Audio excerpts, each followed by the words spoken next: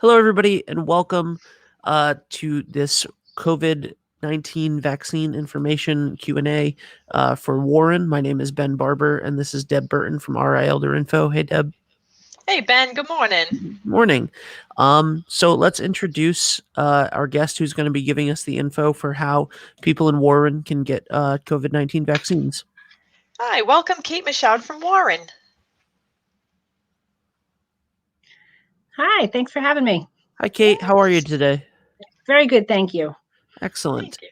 And can you tell our guests who are watching, what is your role in the town of Warren? Sure, I'm the town manager. So you are the person in charge who is one of the experts on the COVID vaccine rollout in Warren. I'm trying to be. Everything changes, but tell everyone what is happening right now today. What is the process in Warren for folks to get the COVID vaccine? So in town, we are running a local clinic, and that clinic right now is focused on residents age 75 and older. So what we are doing is we're collecting those residents' information. Residents can call our senior center director, Betty Hogue, and get on our contact list. And when there is a vaccine appointment available, we will call them and sign them up for that appointment. So when people are calling Betty, they're giving their information to be called. They're not setting an appointment vaccine schedule right then and there. Correct, because we're going from oldest to youngest to make sure that we get everybody. So when you call Betty, she'll ask you for your contact information, and we will contact you when we actually have an appointment available and set that appointment up for you. Okay, and that number is 401-247-1930? Yes. Okay, and that's running at the bottom of the screen. So when people get contacted or when they reach out to Betty, what types of information should they have handy? What information will Betty need to get them on the to be called list? To get on the to be called list, all that we need is your name, your date of birth, and your mailing address, and a good phone number for you. If you have an email address, you can leave that with us as well so that we can have an additional way to contact you. But really, as long as you have a phone number, that's the most important thing. Okay, and then when Betty calls folks, how will they know that it's Betty? What questions will Betty ask them, and what won't she ask them? Yeah, well, actually, there's a few folks that are making those calls. So you might hear from Betty, or you might hear from our fire chief, Jim Souza. Actually, his wife, Carrie Souza, is also volunteering and making calls. So you might see a caller ID from the senior center, or you might see it from the fire department. So one of those two. They will call you. They'll ask you again for your name, your date of birth, and your mailing address. They're never going to ask you for money. There's no payment involved. This is all free. They will never ask you for a credit card number or a bank account information or any social security number. They will never ask for that. So it's just very basic information. And if someone gets a call and they're not quite sure that it's the right person, they're always welcome to call town hall and check in.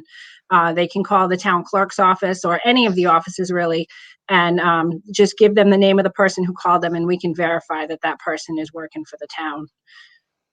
Awesome, awesome. That's so important that people realize that it's free and there's nothing to pay for. So they get the call, and now they have an appointment date to come in and get the vaccine. Is the place that they're going to accessible if they have a hard time walking? Like if they need a wheelchair or a walker? Absolutely. We're doing our local clinic at St. Mary's of the Bay Church on Main Street. It's in the church hall, so it's accessible by a ramp. We also have lots of volunteers on staff during the clinic, so there's people who can help if somebody needs a hand getting out of the car or getting down the ramp. There's lots of people around to help. We have wheelchairs there, so if somebody doesn't have one, but they find that standing for a long time is getting to be difficult, we can give them a wheelchair to use while they're getting their vaccine. Okay.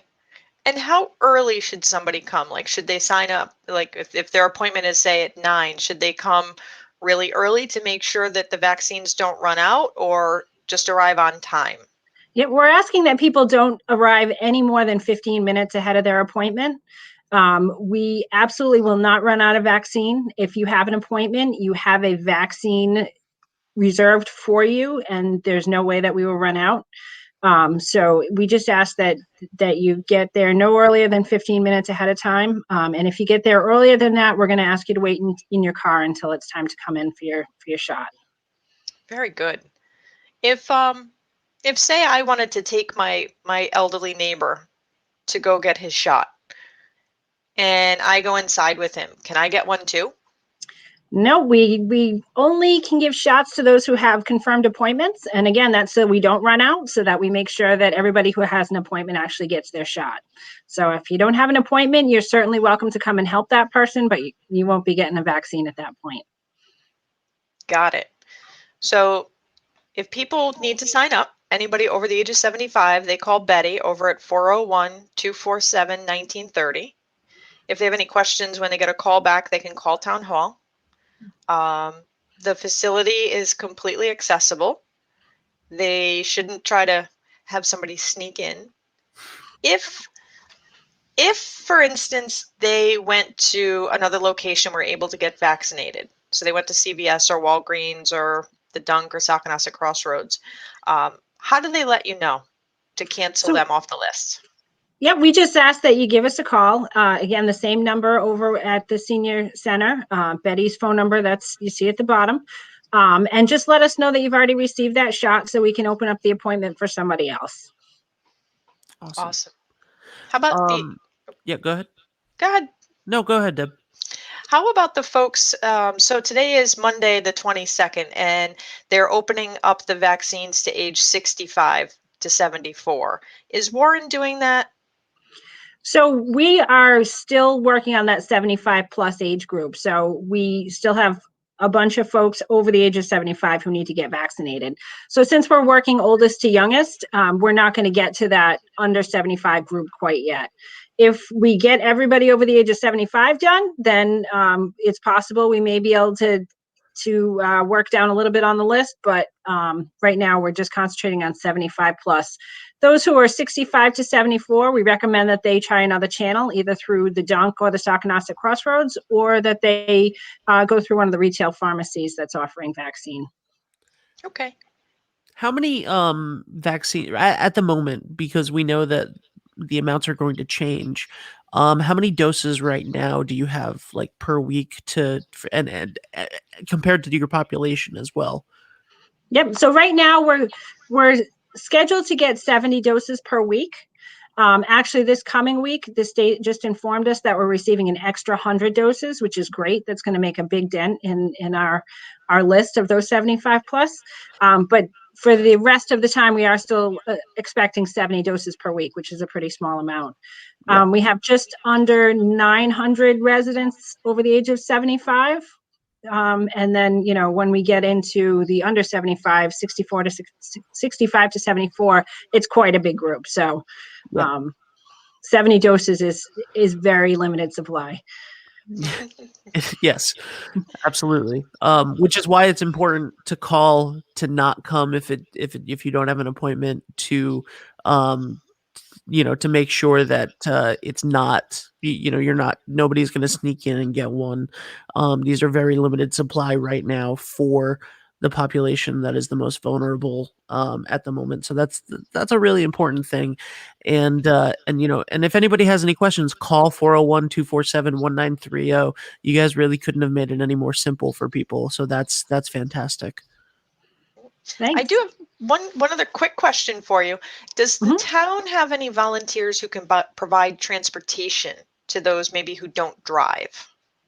So we do have some volunteers who've offered their services. We also have a senior bus that can take a very small number of residents at a time, socially distanced. So if someone is having mobility challenges, they should certainly let us know, and we will figure it out with them. So we will make sure that if somebody needs a ride, they will get a ride.